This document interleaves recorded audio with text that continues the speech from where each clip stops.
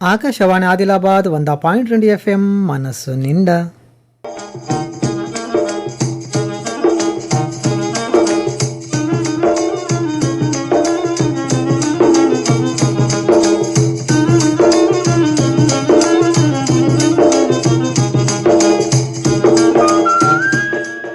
కిసాన్ వాణి ఇది కేంద్ర వ్యవసాయ రైతు సంక్షేమ మంత్రిత్వ శాఖ వారి ప్రాయోజిత కార్యక్రమం.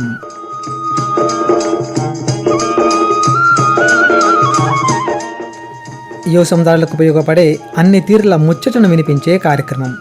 భూమిని పదిలంగా ఎట్లా ఉంచుకోవాలా, ఎప్పుడు ఎసుంటి పంటలేయాలా, విత్తన శుద్ధి ఎట్లా చేయాలా, యాకం దిగుబడి రావాలంటే ఏం చేయాలా అని శాస్త్రీయంగా నిపుణులు శాస్త్రవేత్తలు అందించే సూచనలు సలహాలను ముచ్చట రూపంలో వినిపించే కార్యక్రమం.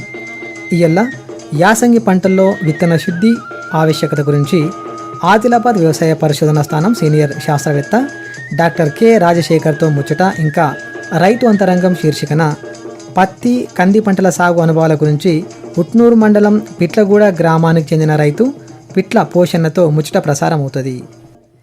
ఈ ముచ్చటను వినే ముందు వాతావరణ సూచన. ఈరోజు జిల్లాల వాతావరణం పొడిగా ఉండి ఎక్కువ ఉష్ణోగ్రత 28 డిగ్రీల సెల్సియస్గా, తక్కువ ఉష్ణోగ్రత 17 డిగ్రీల సెల్సియస్గా నమోదైంది. గాలిలో తేమ 47% ఉంది. గాలి వేగం గంటకు 5 కిలోమీటర్లు. ఇక రానున్న 24 గంటలల్లా జిల్లాల చలి వాతావరణం కొనసాగే అవకాశం ఉంది. ఇంతకు మించి వాతావరణంలో చెప్పుకోదగ్గ మార్పులేమీ ఉండకపోవచ్చు. వాతావరణ సూచన విన్నారు. సర్వోత్తమ రైతు పురస్కారం లభించింది హరికి. హరి, మీ విజయ రహస్యం ఏమిటో చెప్పండి. రైతు మిత్రులారా, మీరు కూడా మీ పొలాల్లో అధిక పంటను పండించగలరు. అదెలా? ఎప్పుడు ఏ సమస్య వచ్చినా వెంటనే కలపండి ఈ నెంబరు 1800 ఇది ఎవరి number Babu? Kisan call centre the. అక్కడ విశేషజ్ఞులు మీ పొలం సమస్యలకు వెంటనే పరిష్కారం చెప్తారు. అదేంటయ్యా, విశేషజ్ఞులు అన్ని సమయాల్లోనూ దొరుకుతారా? తప్పకుండా దొరుకుతారు. ఏడాదిలో 365 రోజులును, అది కూడా ఉదయం 6 గంటల నుంచి రాత్రి 10 గంటల దాకా. మరైతే ఎక్కువసేపు మాట్లాడితే డబ్బు చాలా అవుతుందిగా. ఖర్చు లేనే లేదు. మొబైల్ పై గానీ ఇతర ఫోన్ తో కానీ కిసాన్ కాల్ సెంటర్ కి ఉచితంగా కాల్ చేయవచ్చు. సలహాకి కూడా ఖర్చు ఉండదు. నిజంగా? 16 అణాల నిజం. రైతు సోదరులారా, పంట సమస్యల గురించి మీ భాషలో వెంటనే సమాధానం కోసం పూర్తి భారతదేశంలో ఏ ఫోన్ నుంచైనా జాతీయ హెల్ప్ లైన్ నంబర్ 1800-180-1551తో ఉచితంగా సంప్రదించండి. రైతు మిత్రుడు కిసాన్ కాల్ సెంటర్. ఇది ఆకాశవాణి ఆదిలాబాద్ 100.2 FM మనసు నిండా. మీరింటున్నారు కిసాన్ వాణి. ఇది కేంద్ర వ్యవసాయ రైతు సంక్షేమ మంత్రిత్వ శాఖ వారి ప్రాయోజిత కార్యక్రమం. వానాకాలం పంటల తర్వాత రైతులు యాసంగి పంటలు పండిస్తారు. అయితే పంటలు వేసే ముందు విత్తన శుద్ధి చేయడం చాలా అవసరం. విత్తన శుద్ధి చేయడం వల్ల మొలక శాతం పెరుగుతుంది, విత్తనానికి రక్షణ ఉంటుంది, తొలి దశ పురుగులు తెగులను అరికడుతుంది. మరిన్ని విషయాలు తెలుసుకోవడానికి ఇప్పుడు విందాం. యాసంగి పంటల్లో విత్తన శుద్ధి ఆవశ్యకత గురించి ఆదిలాబాద్ వ్యవసాయ పరిశోధనా స్థానం సీనియర్ శాస్త్రవేత్త డాక్టర్ కె రాజశేఖర్తో ముచ్చట. వీరితో ముచ్చట పెడుతున్న వారు కె లెనిన్. పంట సాగుకు సంబంధించి విత్తనాలు అలికే ముందు విత్తన శుద్ధి అన్న మాటను ఎక్కువగా వింటూ ఉంటాం. అసలు విత్తన శుద్ధి అంటే ఏమి, ఈ విత్తన శుద్ధి వల్ల ఎటువంటి లాభాలున్నాయి, ఈ విత్తన శుద్ధిని ఎట్లా చేస్తారు, వీటి గురించి తెలియజేసేందుకు ఈరోజు మన స్టూడియోలో ఆదిలాబాద్ వ్యవసాయ పరిశోధన స్థానం సీనియర్ శాస్త్రవేత్త డాక్టర్ కె రాజశేఖర్ గారు ఉన్నారు. వారిని అడిగి ఆ వివరాలు తెలుసుకుందాం. నమస్కారం రాజశేఖర్ గారు. నమస్కారం అండి. ముందుగా ఈ పంటల్లో విత్తన శుద్ధి అంటే ఏమి, దాని గురించి చెప్తారు? పంటలలో ముందుగా అంటే దుక్కి దున్నిన తర్వాత విత్తనము కొనుగోలు చేసినాక, విత్తనం వేసే ముందు ముఖ్యంగా ఈ పురుగు తెగుళ్ళ మందులతోటి విత్తన శుద్ధి చేసుకొని విత్తుకోవడమే విత్తన శుద్ధి. అయితే మామూలు భాషలో మాట్లాడాలంటే విత్తనాన్ని శుద్ధి చేయడం ఎందుకంటే ఈ చీడపీడల బారి నుంచి పంటను పెరిగినాక కాపాడుకోవడానికి ఈ యొక్క విత్తనాన్ని వివిధ రకాల రసాయనాల మందులు కానీ సేంద్రియ పద్ధతులు కానీ విత్తనానికి మందులు పట్టియడమే ఈ విత్తన శుద్ధి. అయితే మామూలుగా అయితే మనకు చిన్న పిల్లలకైతే పోలియో చుక్కలు ఏ విధంగా ఇస్తాము, ఆ విధంగా పెద్దగా పెరిగినాక ఎటువంటి సమస్యలు రాకుండా ఉండడానికి మనము పోలియో డ్రాప్స్ అనేది వేసుకుంటాము. అదే విధంగా పంటలలో కూడా ఈ విత్తన శుద్ధి అనేది పంట పెరిగినాక చీడపీడలు రాకుండా చేసే పద్ధతినే విత్తన శుద్ధి అని అంటాం. అయితే ఇప్పుడు ఈ పంటల్లో విత్తన శుద్ధి చేయడం వల్ల ఎటువంటి లాభాలు ఉంటాయి? సో ముఖ్యంగా విత్తన శుద్ధి అనేది చీడపీడలకు సంబంధించి, ముఖ్యంగా కీటకాలకు సంబంధించి కీటకనాశులతోటి విత్తన శుద్ధి చేయడము, అదేవిధంగా తెగుళ్ళ మందులతోటి ఈ తెగుళ్లను నివారించడానికి విత్తన శుద్ధి చేయడం. సో పంటలలో వచ్చే అంటే ఇటు భూమి ద్వారా గాని విత్తనం ద్వారా గాని శిలీంధ్రాలు కానీ కీటకాలు కూడా రాకుండా చేయడము దానివల్ల ప్రధానమైన లాభం అనేది చేకూరుస్తూ ఉంటుంది. అదేవిధంగా కొంత పోషకాలకు సంబంధించి కూడా మనకు ఈ యొక్క విత్తన శుద్ధి అనేది ఉపయోగపడతా ఉంటుంది. అయితే దాంట్లో రైజోబియం కల్చర్ అనేది నత్రజని స్థిరీకరించే బ్యాక్టీరియా, దీన్ని కూడా విత్తన శుద్ధి చేయడం వల్ల కొంత ఈ పోషకాలకు సంబంధించి వేరుబుడుపుల్లో నత్రజని స్థిరీకరించడం, తద్వారా యూరియా మోతాదుని తగ్గించడానికి కూడా ఉపయోగపడతా ఉంటాయి. అదేవిధంగా ముఖ్యంగా ఈ విత్తన శుద్ధి అనేది బయోపాలిమర్ అనేది సీడ్ కోటెడ్ కెమికల్స్ కూడా మార్కెట్లో లభ్యమవుతా ఉన్నాయి.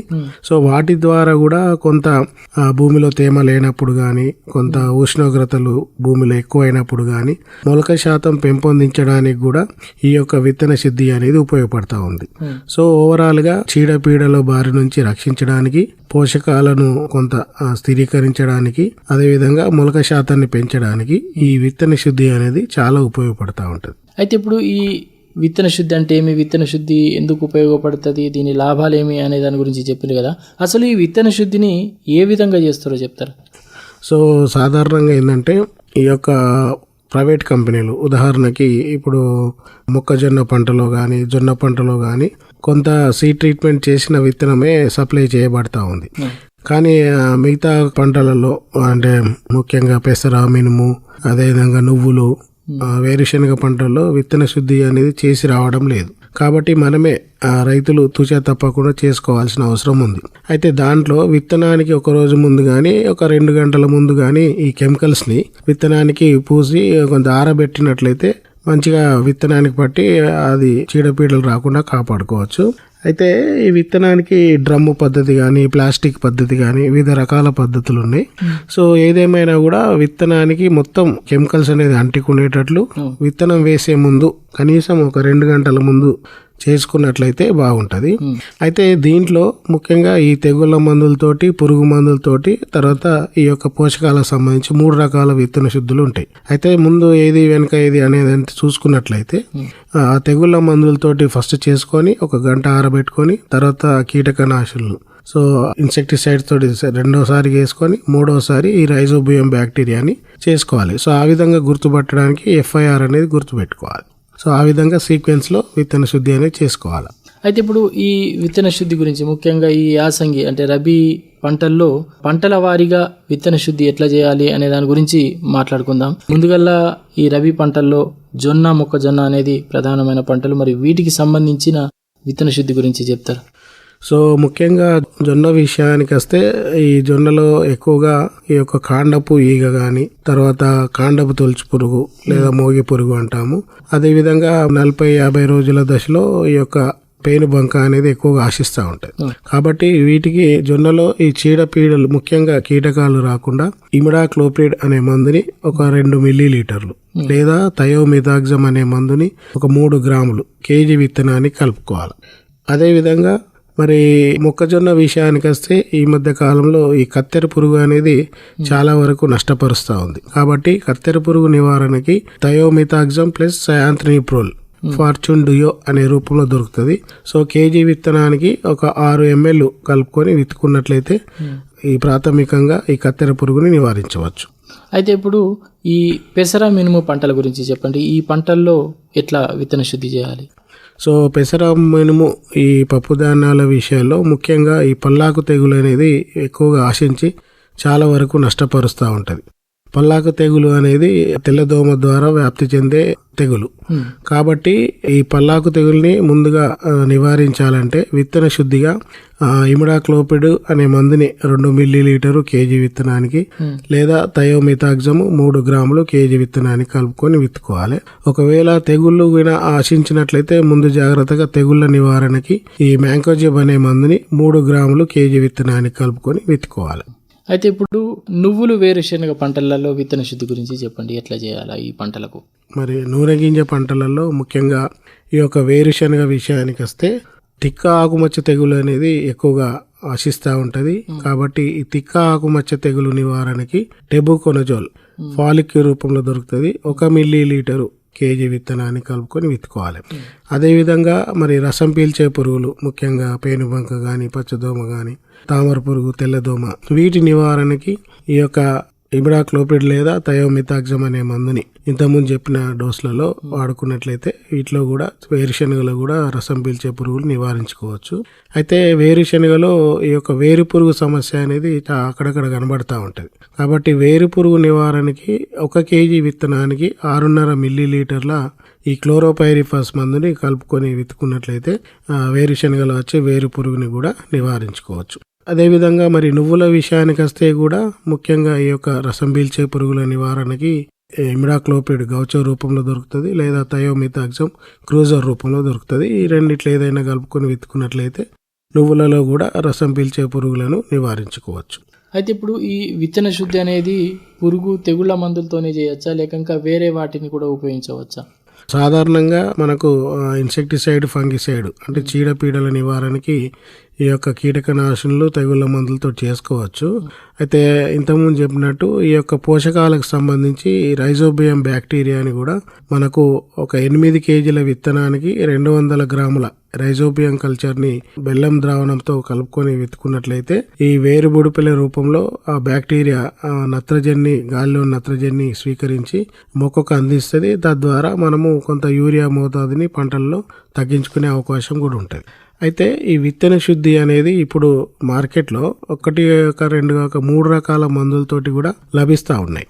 ఈ 3 రకాల రసాయనాలు లభ్యమవుతా ఉన్నాయి. కాబట్టి వాటికి సంబంధించి చూసినట్లయితే ముఖ్యంగా ఈ యొక్క క్యాస్కేడ్ కానీ, PCT-14 కానీ ఇవి లభ్యమవుతా ఉన్నాయి. వీటిని కూడా ఇటు తెగుళ్ళ మందులు, అదేవిధంగా పురుగు మందులతోటి 2 కలిపి ఉంటాయి. కాబట్టి వాటిని కూడా వాడుకున్నట్లయితే ఒకేసారి చీడపీడలు నివారించుకునే అవకాశం ఉంటుంది. కాబట్టి రైతులు ఈ మధ్య కాలంలో వీటిని వాడుకున్నట్లయితే మరి ప్రాథమికంగానే మంచి అంటే చీడపీడలను ఇటు భూమి ద్వారా కానీ, విత్తనం ద్వారా కానీ వ్యాపించే ప్రాథమికంగా నివారించుకోవచ్చు. తద్వారా తక్కువ ఖర్చుతోటి ఈ పద్ధతిని చేసుకునే అవకాశం ఉంటుంది. కాబట్టి మళ్ళా పంట పైన విత్తన శుద్ధి చేయనట్లయితే ఎక్కువ చీడపీడలు ఆశించి ఖర్చు కూడా ఎక్కువ అవకాశం ఉంటుంది. కాబట్టి రైతులు ఈ విత్తన శుద్ధిని ఖచ్చితంగా చేసుకోవాల్సిన అవసరం ఉంది. అయితే ఇప్పుడు ఈ విత్తన శుద్ధి వల్ల ఏమైనా ఖర్చు ఎక్కువ అవుతుందా? విత్తన శుద్ధి వల్ల మనం ప్రాథమికంగానే సుమారుగా ఒక 200 నుంచి 300 రూపాయలు ఒక ఎకరానికి అవసరమయ్యే విత్తనానికి సరిపోతుంది. కాబట్టి సో చాలా తక్కువ ఖర్చుతో కూడుకున్న పద్ధతి. అదేవిధంగా మరి ప్రాథమికంగానే నివారించవచ్చు. ఒకవేళ విత్తన శుద్ధి చేయనట్లయితే మళ్ళా పంటలలో చీడపీడలు పెరిగిపోయి మళ్ళీ పిచికారి మందులకు ఎక్కువ ఖర్చు అవుతూ ఉంటుంది. వాటిని గుర్తించగా మళ్ళీ ఆశించినాక పిచికారి చేసుకున్నట్లయితే అవి తగ్గకుండా ఖర్చు కూడా ఎక్కువ అయ్యే అవకాశం ఉంటుంది. కాబట్టి ఈ ప్రాథమికంగానే తక్కువ ఖర్చుతోటి సో మ్యాక్సిమం 500 వరకు ఎకరానికి ఖర్చు అవుతూ ఉంటుంది. కాబట్టి సో విత్తన శుద్ధి అనేది చాలా తక్కువ ఖర్చుతో కూడుకున్న పద్ధతి. కాబట్టి ప్రతి ఒక్క రైతు చేసుకోవాల్సిన అవసరం ఉంది. చాలా సంతోషం రాజశేఖర్ గారు. ముఖ్యంగా పంటల్లో విత్తన శుద్ధి అంటే ఏమి, దీనివల్ల ఎలాంటి లాభాలు ఉన్నాయి, ఏ విధంగా విత్తన శుద్ధి చేసుకోవాలి అనే దాని గురించి సవివరంగా తెలియజేసిండ్రు. మరి రైతులు ఎవరైతే ఉన్నారో సరైన సమయంలో విత్తన శుద్ధి చేసి మంచి దిగుబడులు సాధిస్తారని చెప్పి ఆశిస్తూ ఈ చక్కని సమాచారాన్ని తెలియజేసినందుకు మీకు ధన్యవాదాలు. నమస్కారం. Thank you. ఇప్పటిదాకా మీరు యాసంగి పంటల్లో విత్తన శుద్ధి ఆవశ్యకత గురించి ఆదిలాబాద్ వ్యవసాయ పరిశోధనా స్థానం సీనియర్ శాస్త్రవేత్త డాక్టర్ కె రాజశేఖర్తో కే లెనిన్ పెట్టిన ముచ్చట విన్నారు. अरे क्या कर रहा है? इधर इधर इधर हम बोल रहे हैं तेरे बीजू का उतला बोल रहा है? पक्षियों से तो हम खेत को बचा लेते हैं, पर इन घातक रसायनों से कैसे बचाएं?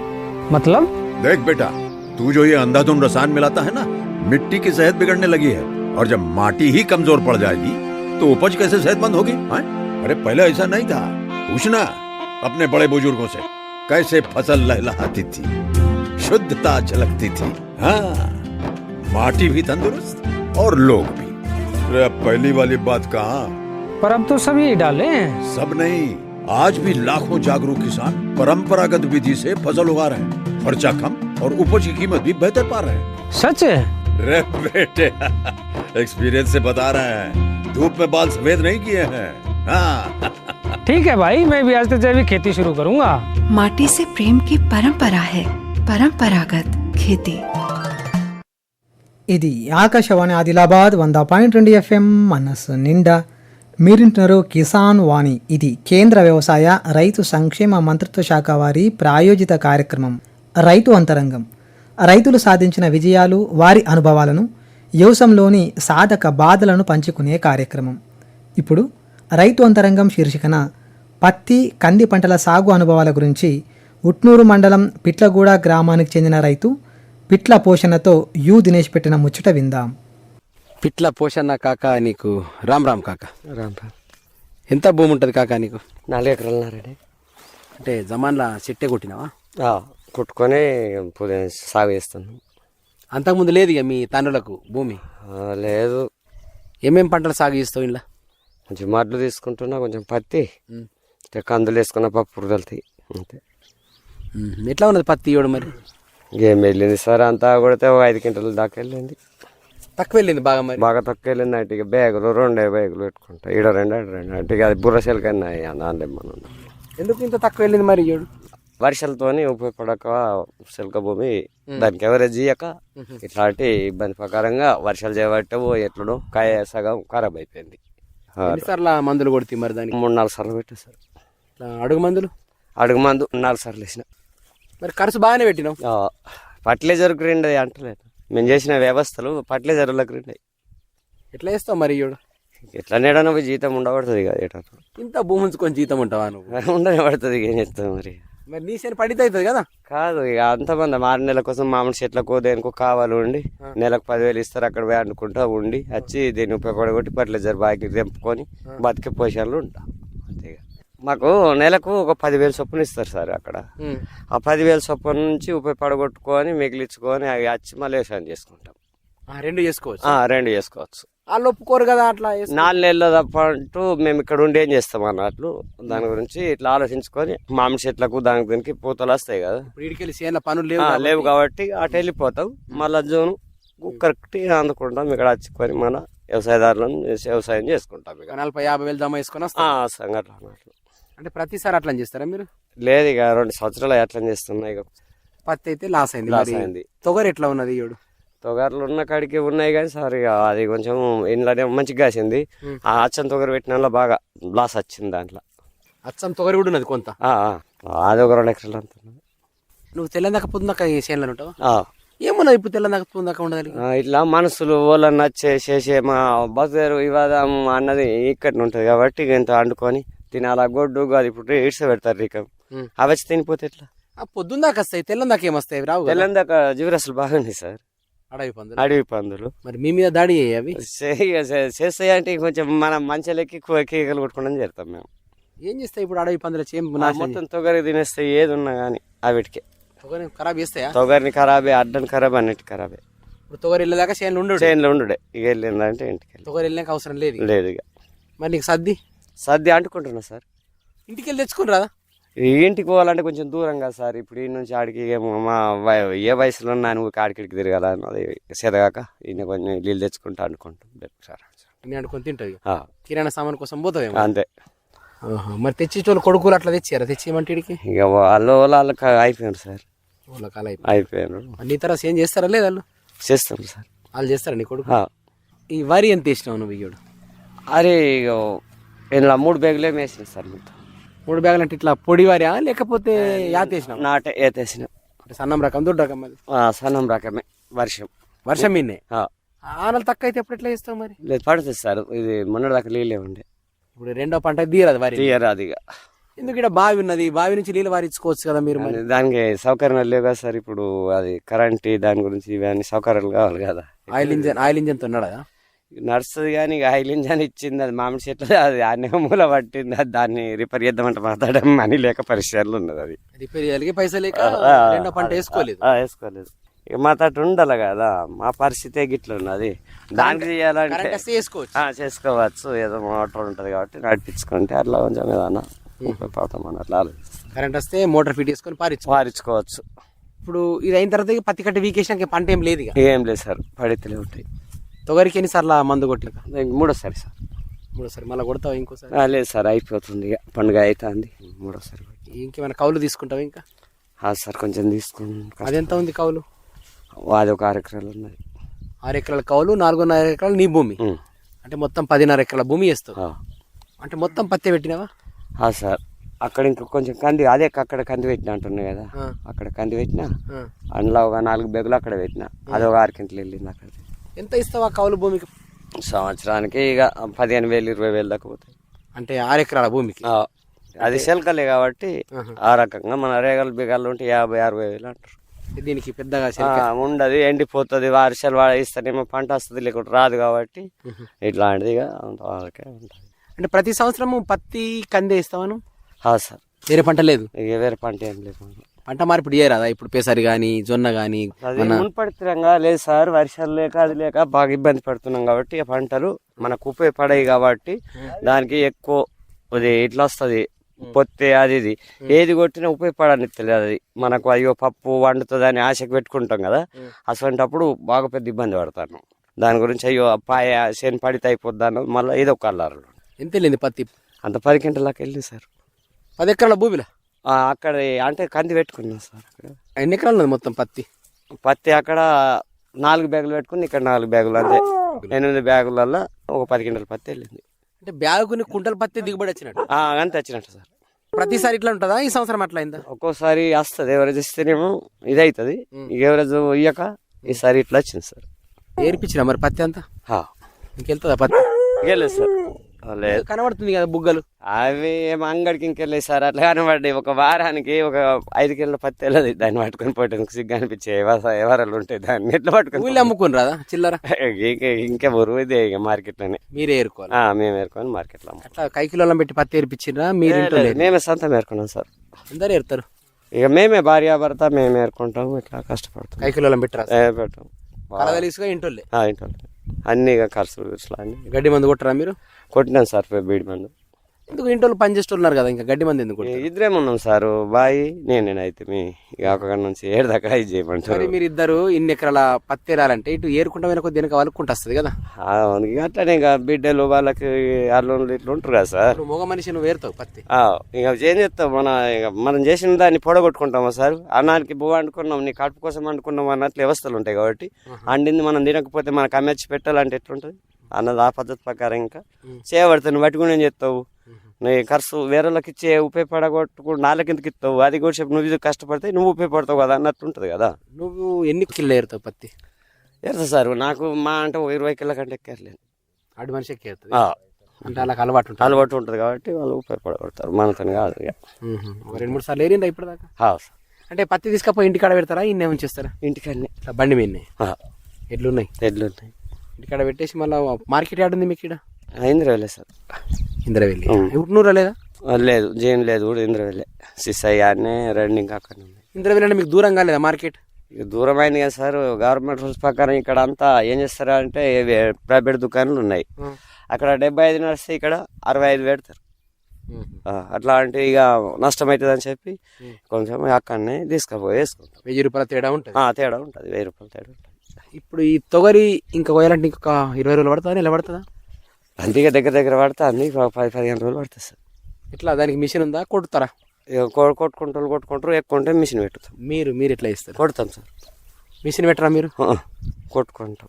తొగరి కట్టే వానికి వస్తుంది? పనికి వస్తుంది, మళ్ళీ ఎట్లా కూటారు వానికి వస్తుంది, దాంట్లో కట్టే అవన్నీ నష్టం అవుతుంది కదా సార్. ఎడ్లు అవన్నీ ఎట్లా బతుకుతాయి, మనం బతకంగానే ఇది కాదు కదా, అవిటికి ఇంకా నష్టపోతాం కదా సార్. మళ్ళీ మిషన్ పెడితే ఆ కట్టెతో బుక్ అయ్యి సార్, కుచ్చుకపోతుంది అవిటికి. అట్లా అని ఇట్లా కొడితేనేమో కట్టె అలా కుప్పేస్తాం, దాని ఎదిరి మళ్ళీ బాజుకు పెడితే మనం ఇంటికి వచ్చాం. ఎన్ని రోజులు కొట్టాలా తొగరిని అట్లా? ఇక అవి మాకే రెడీ అయితే ఒక 10 క్వింటాలు 5 క్వింటాలు ఇట్లా ఇది చేసుకోం. 4 రోజుల్లో కొట్టేస్తారా? 2-3 కలిసి. ఇప్పుడు ముందు రోజులు ఇంకేమైనా చెట్లు కానీ కొత్త పంటలు కానీ వేసే ఆలోచనలు ఉన్నావా? ఏం లేదు సార్, ఇక అప్పుడు వేసినాం కానీ ఇప్పుడు మక్కలు అవి వేసుకుంటే కొంచెం మక్కలే దిగుబడి వస్తుంది. ఇప్పుడు ఇవి మన కందులు పత్తులని ఇది ఇట్లా అవుతున్నాం. కానీ పంట మీద పంట వేసుడికే మీకు దిగుబడి తగ్గుతుంది కావచ్చు కదా పత్తి పంట? ఇక అట్లాగే కాబట్టి అనిపిస్తుంది, ఎందుకంటే విత్తనాన్ని మార్చుకుంటే మంచిగా ఉండదు అన్నట్లే ఆలోచించుకుంటే చేరితే ఏ పంట వేసినా కానీ ఎట్లా చేద్దాం అన్నట్లు ఉంటుంది. అంతే. సోయా పంట, జొన్న పంట, మక్క పంట వేసే ఆలోచన లేవా వర్షాకాలంలో? మక్క పంట కంటే ఎక్కువ ఏమి రాదు సార్, ఈ పత్తి మక్క పంట కంటే రాదు. నువ్వు సోయా వేసుకుంటాం కదా సార్, మాకు అసలు టైం మీద నీళ్ళు ఉండయి, అవి మొత్తానికే ఇట్లా పీలలు అవుతాయి. ఎందుకు సోయా పంట వర్షాకాలం పంటనే కదా. వర్షకాల పంటనే కానీ అది వెళ్ళే మూమెంట్ లో సార్ పూత వస్తుంది కదా, పూత వచ్చే మొప్పుల కాలం వెళ్ళిపోతుంది. కాలం వెళ్ళిపోయే వరకు అంటే మొత్తం అది ఫీల్ అయిపోతుంది ఇత్తు. అట్లా పెసరి మినుములు అట్లే కదా మరి. అట్లేస్తే వర్ష లెక్క అయితేనే అవి బుడ్డ ఎక్కిపోతుంది మినుములు మినిమం. ఒకప్పుడు వేస్తుండే కదా అట్లా. అది వేసినాం కదా సార్, ఇప్పుడు అవి వేస్తే మొత్తం బుడ్డిపోయినాయి, దింగనైంది. సరే మరి సంతోషంగా ఉన్నావు మరి వ్యవసాయం మీద? అయ్యో ఉన్నామన్నట్టు ఏం చేద్దాం సార్, అంతేగా భూమినాన్ని చేస్తున్నారు అంతే. ఇక అందరం ఇట్లనే అంటే ఇక వ్యవసాయదారు దొరకడు, మన తినేటోళ్ళు దొరకరు అన్నది మన కోళ్ళు ఆడపోతే ఇంకా పెరుగుతా పోతుంది దాని వ్యవస్థ ప్రకారంగా. మనమే ఒక కిలోను అర్ధ కిలోను మనం చేయంగానే గంత ఈ రేట్లో ఉన్నది ఇప్పుడు. అట్లా కాబట్టి దీన్ని మనం కష్టపడకపోతే కుదరదా అన్నట్లే మనం ఇష్టపెడితే ఇంకా కొందరు ఇష్టపెట్టుకుంటూ పోతారు. దీన్ని ఓడు పూజించాలి, దీన్ని ఓడు ఇట్లా చేయాలన్నది ఆ కష్టం మీద బతున్నాం అన్నట్లు. సరే బాగుంది, కష్టపడుతున్నావు, చేనులోనే ఉంటున్నావు, పత్తి తొగరి మంచిగా పండిస్తున్నావు. ఒక సంవత్సరం సరిగా వండకపోయినా ఇంకొక సంవత్సరం పండుతుంది రైతుకు. కాలం అనేటువంటి ఒక సంవత్సరం ఎక్క తక్కలు ఉండవచ్చు. వచ్చే సంవత్సరం మంచి పంటలు పండించాలా, మీరు బాగుండాలని మేము అనుకుంటున్నాం. ఉంటాం మరి. రామ్ రామ్. రామ్ రామ్. ఇప్పటిదాకా మీరు రైతు అంతరంగం శీర్షికన పత్తి కంది పంటల సాగు అనుభవాల గురించి ఉట్నూరు మండలం పిట్లగూడ గ్రామానికి చెందిన రైతు పిట్ల పోషణతో దినేష్ పెట్టిన ముచ్చట విన్నరు. రైతు అంతరంగం ప్రతి గురు, శని, సోమవారాల్లో ప్రసారమవుతుంది. ఇంతటితో ఇలాంటి కిసాన్ వాణి కేంద్ర వ్యవసాయ రైతు సంక్షేమ మంత్రిత్వ శాఖ వారి ప్రాయోజిత కార్యక్రమం సమాప్తం. కిసాన్ వాణి ప్రతి గురు, శని, మంగళవారాల్లో రాత్రి 7:15 ప్రసారమవుతుంది. ఈ కార్యక్రమంలో విన్న ముచ్చట్లు రేపటి సంధి మా యూట్యూబ్ ఛానల్లో అందుబాటులో ఉంటాయి. మా యూట్యూబ్ ఛానల్ చిరునామా ఆకాశవాణి ఆదిలాబాద్ 100.2 FM. మా ఛానల్ను సబ్స్క్రైబ్ చేసి వీడియోలకు లైక్ కొట్టి షేర్ చేయండి, కామెంట్ కూడా చేయండి.